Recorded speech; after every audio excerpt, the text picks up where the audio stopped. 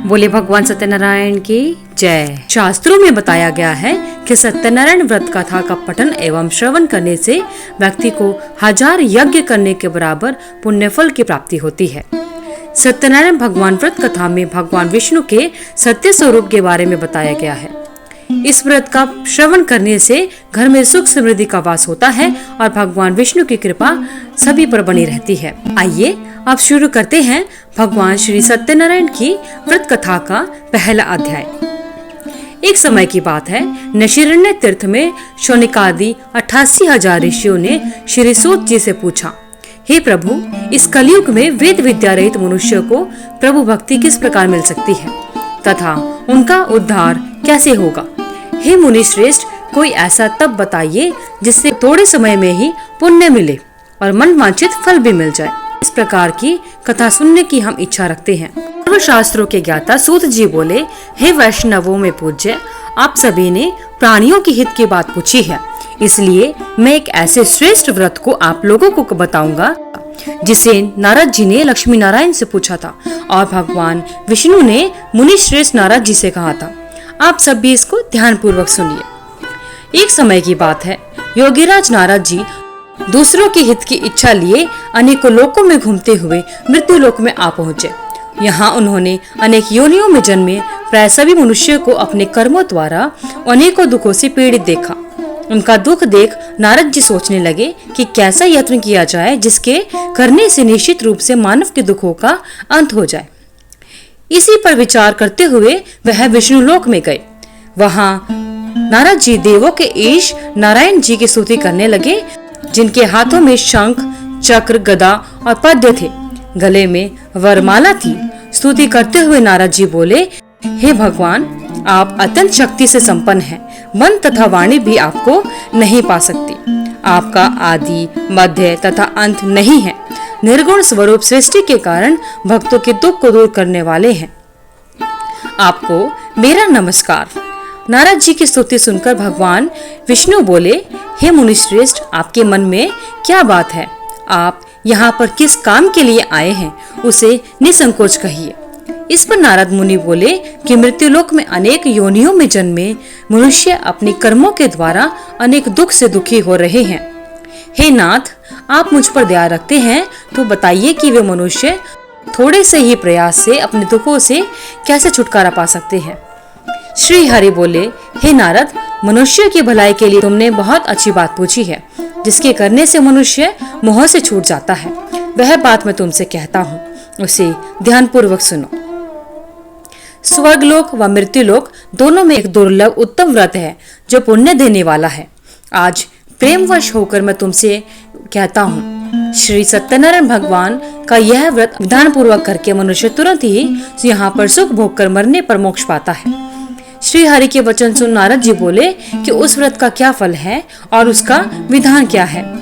यह व्रत किसने किया था? इस व्रत को किस दिन करना चाहिए? सभी कुछ विस्तार से कहिए।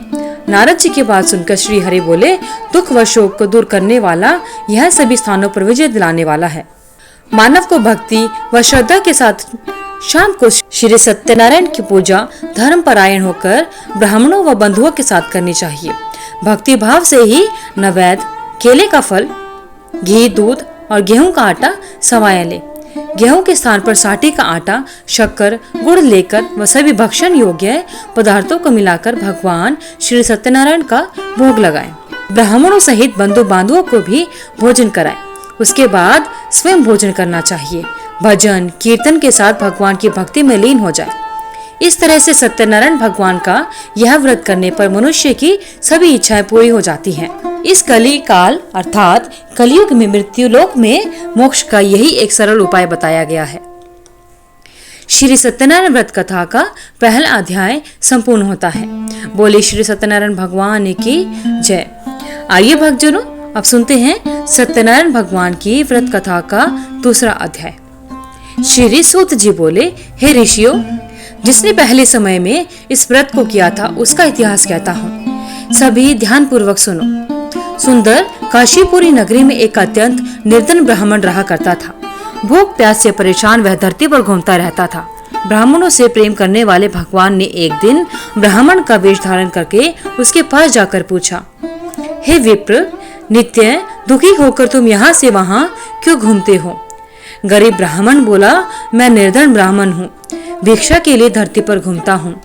हे भगवान, यदि आप इसका कोई उपाय जानते हो तो बताइए।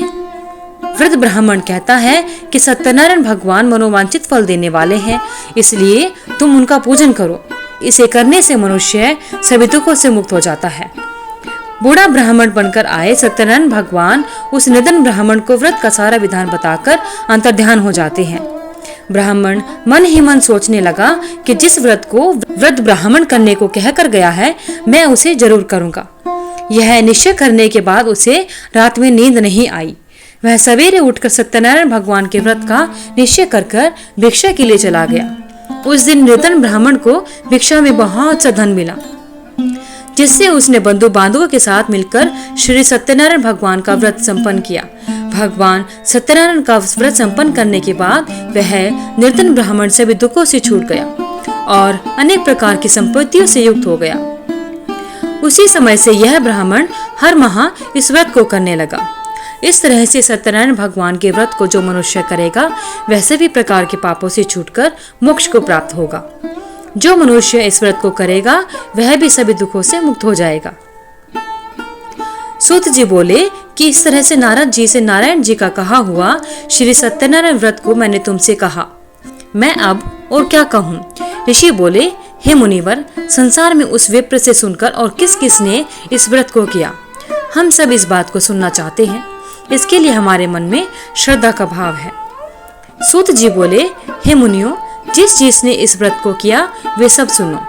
एक समय वही विप्र धन व ऐश्वर्य के अनुसार अपने बंधु बांधवों के साथ इस व्रत करने को तैयार हुआ। उसी समय एक लकड़ी बेचने वाला बूढ़ा आदमी आया और लकड़ियां बाहर रखकर अंदर ब्राह्मण के घर में चला गया। प्यास से दुखी वह लकड़हारा उनको व्रत करते देखकर विप्र को नमस्कार कर पूछने लगा कि आप यह क्या कर रहे हैं। तो उन्होंने बताया कि व्रत कर रहा हूँ तथा इसे करने से क्या फल मिलेगा, कृपया मुझे भी बताइए। ब्राह्मण ने कहा कि सब मनोकामनाओं को पूरा करने वाला यह सत्यनारायण भगवान का व्रत है। इनकी कृपा से ही मेरे घर में धन धान्य की वृद्धि हुई है। विप्र से सत्यनारायण व्रत के बारे में जानकर लकड़हारा बहुत प्रसन्न हुआ। चरणामृत लेकर वह प्रसाद खाने के बाद वह अपने घर गया। लकड़हारे ने अपने मन में संकल्प किया कि आज लकड़ी बेचने से जो धन मिलेगा उसी से श्री सत्यनारायण भगवान का उत्तम व्रत करूंगा। मन में इस विचार को लेकर बूढ़ा आदमी सिर पर लकड़ियां रखकर उस नगर में बेचने गया जहां पर धनी लोग रहा करते थे। उस नगर में उसे अपनी लकड़ियों का दाम पहले से 4 गुना अधिक मिला। बूढ़ा प्रसन्नता के साथ दाम लेकर केले, शक्कर, घी, दूध, दही और गेहूं का आटा लेकर सत्यनारायण भगवान के व्रत की अन्य सामग्रियां लेकर अपने घर गया। वहां उसने अपने बंधु बांधवों को बुलाकर विधि विधान से सत्यनारायण भगवान का पूजन और व्रत किया। इस व्रत के प्रभाव से वह बूढ़ा लकड़हारा धन पुत्र से युक्त होकर संसार के समस्त सुख भोगकर अंतकाल में बैकुंठ धाम को चला गया। श्री सत्यनारायण व्रत कथा का दूसरा अध्याय संपूर्ण होता है। श्री सत्यनारायण भगवान की व्रत कथा का तीसरा अध्याय। सूत जी बोले, हे श्रेष्ठ मुनियों, अब आगे की कथा कहता हूँ। पहले समय में उल्कामुख नाम का एक बुद्धिमान राजा था। वह सत्यवक्ता और जितेंद्रिय था। प्रतिदिन देव स्थानों पर जाता और निर्धनों को धन देकर उनके कष्ट दूर किया करता था। उसकी पत्नी कमल के समान मुख वाली तथा सत्य साध्वी थी। भद्रशिला नदी के तट पर उन दोनों ने श्री सत्यनारायण भगवान का व्रत किया। उसी समय साधु नाम का एक वैश्य आता है और उसके पास व्यापार करने के लिए बहुत सा धन भी था। राजा को व्रत करता देखकर वह विनय के साथ पूछने लगा, हे राजन, भक्ति भाव से पूर्ण होकर आप यह क्या कर रहे हैं? मैं सुनने की इच्छा रखता हूँ, तो आप मुझे बताएं। राजा बोला, हे साधु, अपने बंधु बांधवों के साथ पुत्र की प्राप्ति के लिए एक महाशक्तिमान श्री सत्यनारायण भगवान का व्रत व पूजन कर रहा हूँ। राजा के वचन सुनकर साधु आदर से बोला, हे राजन, मुझे इस व्रत का सारा विधान कहिए। आपके कथन के अनुसार मैं भी इस व्रत को करूंगा। मेरी भी संतान नहीं है और इस व्रत को करने से निश्चित रूप से मुझे संतान की प्राप्ति होगी। राजा से व्रत का सारा विधान सुनकर व्यापार से निवृत्त होकर वह अपने घर गया। साधु वैश्य ने अपनी पत्नी को संतान देने वाले इस व्रत का वर्णन कहकर सुनाया और कहा कि जब मेरी संतान होगी तब मैं इस व्रत को करूंगा। साधु ने इस तरह के वचन अपनी पत्नी लीलावती से कहे। उसके बाद सत्यनारायण भगवान की कृपा से लीलावती गर्भवती हो गई। 10वें महीने में उसके गर्भ से एक सुंदर कन्या ने जन्म लिया।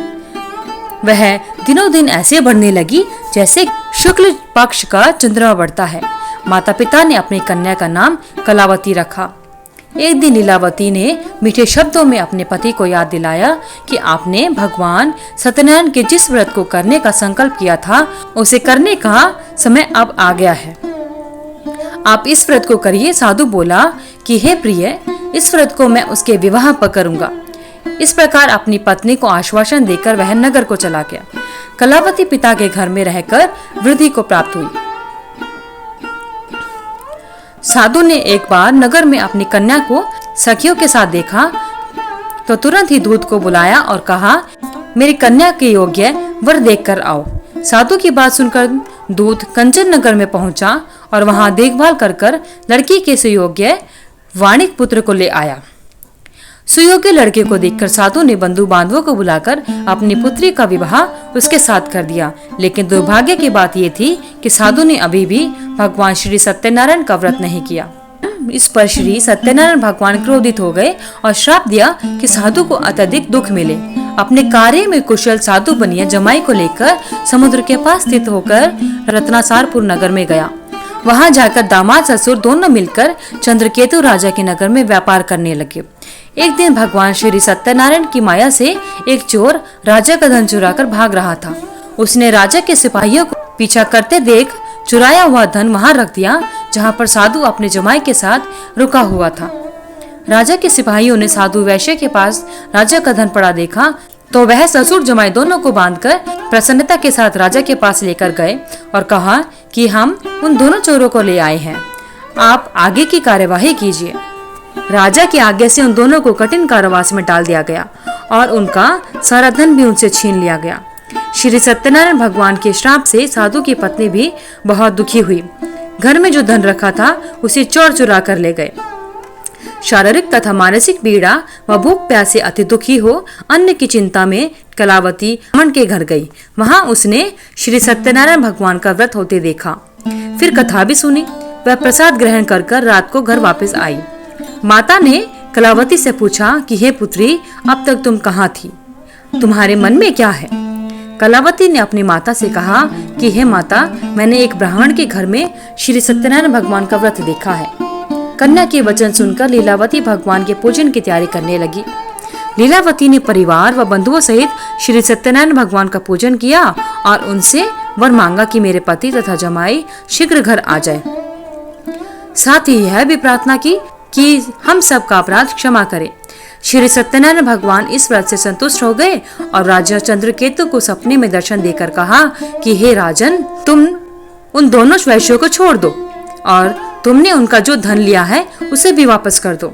अगर ऐसा नहीं किया तो मैं तुम्हारा धन व राज्य सभी को नष्ट कर दूंगा। राजा को यह सब कहकर वह अंतर्ध्यान हो गए। प्रातः काल सभा में राजा ने अपना सपना सुनाया।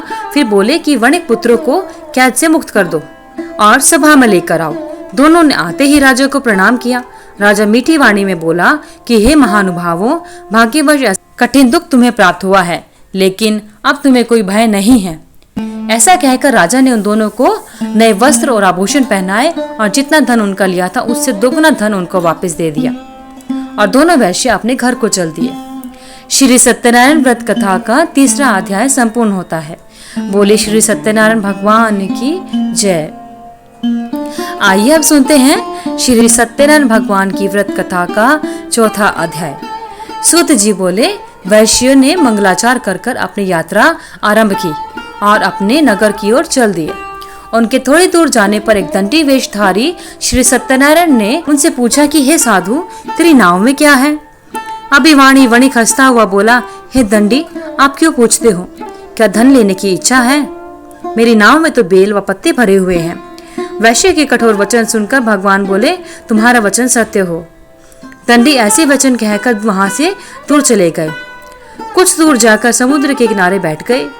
दंडी के जाने के बाद साधु वैश्य ने नित्य क्रिया के पश्चात नाव को ऊंचे उठते देखकर अचंभा माना और नाव में बेल पत्ते देख वहाँ वह मूर्छित होकर जमीन पर गिर पड़ा। जैसे ही उसकी मूर्छा खुली वह अत्यंत शोक में डूब गया तथा उसका दामाद बोला कि आप शोक न मनाएं, यह दंडी का शाप है, इसलिए हमें उनकी शरण में जाना चाहिए, तभी हमारी सभी मनोकामनाएं पूरी होंगी।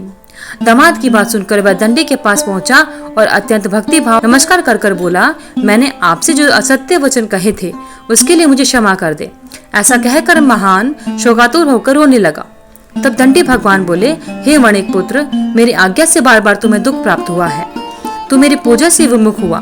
साधु बोला, हे भगवान, आपकी माया से ब्रह्मा देवता भी आपके रूप को नहीं जानते, तब मैं अज्ञानी कैसे जान सकता हूँ। आप प्रसन्न होइए, अब मैं सामर्थ्य के अनुसार आपकी पूजा करूंगा, मेरी रक्षा करो और पहले के समान नौका में धन भर दो।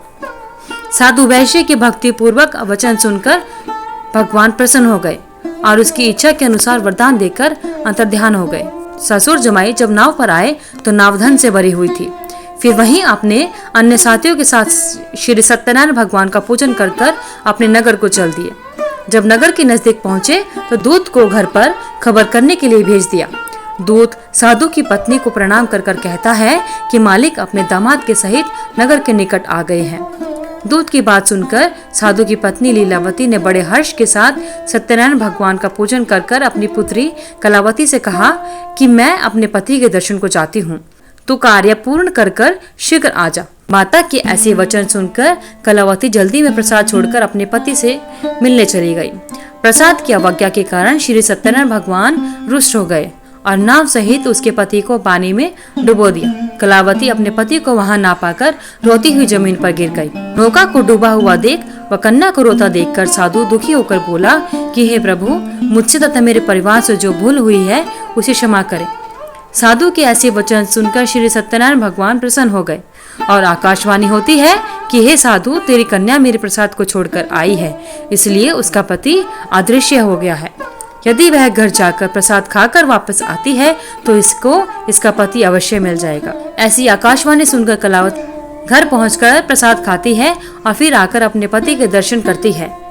उसके बाद साधु अपने बंधु बांधवों के सहित श्री सत्यनारायण भगवान का विधि विधान से पूजन करता है और इस लोक का सुख भोग कर वह अंत में स्वर्ग को चला जाता है। श्री सत्यनारायण व्रत कथा का चौथा अध्याय संपूर्ण होता है। बोले श्री सत्यनारायण भगवान की जय। आइए भक्तजनों, श्री सत्यनारायण भगवान की व्रत कथा का 5वां अध्याय सुनते हैं। यह अध्याय भगवान श्री सत्यनारायण की कथा का आखिरी अध्याय है। सूत जी बोले, हे ऋषियों, मैं और भी एक कथा सुनाता हूँ, उसे विधान पूर्वक सुनो। प्रजापालन में लीन तुंगध्वज नाम का एक राजा था। उसने भी भगवान का प्रसाद त्याग कर बहुत ही दुख सहन किया। एक बार वन में जाकर वन्य पशुओं को मारकर वह बड़ के पेड़ के नीचे आया। वहां उसने ग्वालों को भक्ति भाव से अपने बंधुओं के सहित भक्त सत्यनारायण भगवान का पूजन करते देखा। अभिमानवश राजा ने उन्हें देखकर भी पूजा स्थान पर नहीं गया और न ही उसने भगवान को नमस्कार किया। ग्वालों ने राजा को प्रसाद दिया, लेकिन उसने वह प्रसाद भी नहीं खाया और प्रसाद को वहीं पर छोड़कर अपने नगर को चला गया। जब वह नगर में पहुंचा तो वहां सब कुछ तहस नहस हुआ पाया, तो वह शीघ्र ही समझ गया कि यह सब भगवान ने ही किया है। वह दोबारा ग्वालों के पास पहुंचा और विधि पूर्वक पूजा कर प्रसाद खाया तो श्री सत्यनारायण भगवान की कृपा से सब कुछ पहले जैसा हो गया। दीर्घ काल तक सुख भोगने के बाद मरणोपरांत उसे स्वर्ग लोक की प्राप्ति हुई। जो मनुष्य परम दुर्लभ इस व्रत को करेगा तो भगवान श्री सत्यनारायण की कृपा से उसे धन धान्य की प्राप्ति होगी, निर्धन धनी हो जाता है और भय मुक्त होकर जीवन जीता है। संतानहीन मनुष्य को संतान सुख मिलता है और सारे मनोरथ पूर्ण हो जाते हैं और अंत काल में वह मानव वैकुंठ धाम को जाता है। सूत जी बोले, जिन्होंने इस व्रत को किया, अब उनके दूसरे जन्म की कथा कहता हूँ। वृद्ध शतानंद ब्राह्मण ने सुदामा का जन्म लेकर मोक्ष की प्राप्ति की। लकड़हारे ने अगले जन्म में निषाद बनकर मोक्ष प्राप्त किया। उल्कामुख नाम का राजा दशरथ होकर बैकुंठ को गए। साधु नाम के वैश्य ने मोरध्वज बनकर अपने पुत्र को आरे से चीरकर मोक्ष पाया। महाराज तुंगध्वज ने स्वयंभू होकर भगवान में भक्ति युक्त होकर कर्म कर मोक्ष को प्राप्त किया। श्री सत्यनारायण व्रत कथा का 5वां अध्याय संपूर्ण होता है। बोले श्री सत्यनारायण भगवान की जय। हे भगवान श्री सत्यनारायण, जिस प्रकार आपने अपने भक्तों पर कृपा अपनाई, उसी प्रकार आपकी इस कथा को सुनने वाले और आपके व्रत को करने वाले सभी पर अपनी कृपा बनाए रखना, उनके सभी मनोरथ पूर्ण करना। आइए अब जानते हैं श्री सत्यनारायण व्रत कथा का व्रत की पूजा विधि क्या है। पूर्णिमा के दिन भक्त सुबह जल्दी उठकर पवित्र स्नान करना चाहिए। उसके बाद साफ स्वच्छ वस्त्र धारण कर अपने घर और मंदिर को साफ करें। भगवान सूर्य को अर्घ दे, उनके मंत्रों को जाप करें। एक लकड़ी की चौकी पर पीला कपड़ा बिछाएं और भगवान सत्यनारायण की प्रतिमा या तस्वीर को स्थापित करें। गंगाजल और पंचामृत से भगवान श्री सत्यनारायण का अभिषेक करें। हल्दी या चंदन का तिलक लगाएं। पीले फूलों की माला भगवान श्री सत्यनारायण को अर्पित करनी चाहिए। देशी घी का दिया भगवान सत्यनारायण की प्रतिमा के सामने अवश्य जलाना चाहिए। सत्यनारायण व्रत कथा का पढ़ना एवं सुनना आवश्यक होता है और अंत में भगवान सत्यनारायण की आरती करें। भोग प्रसाद परिवार के सभी सदस्यों में बांटे। प्रसाद खाकर अपने व्रत का पारण करें और साथ ही भोजन से व्रत खोलें। धन्यवाद। अगर आपको वीडियो अच्छी लगी तो वीडियो को लाइक करें, शेयर करें, चैनल को सब्सक्राइब करके बेल आइकन को जरूर प्रेस करें ताकि आगे आने वाले सभी वीडियोस की नोटिफिकेशन आप तक समय से पहुंचती रहे। कमेंट बॉक्स में जय श्री सत्यनारायण लिखना ना भूलें। भगवान श्री सत्यनारायण की आप सभी पर कृपा बनी रहे।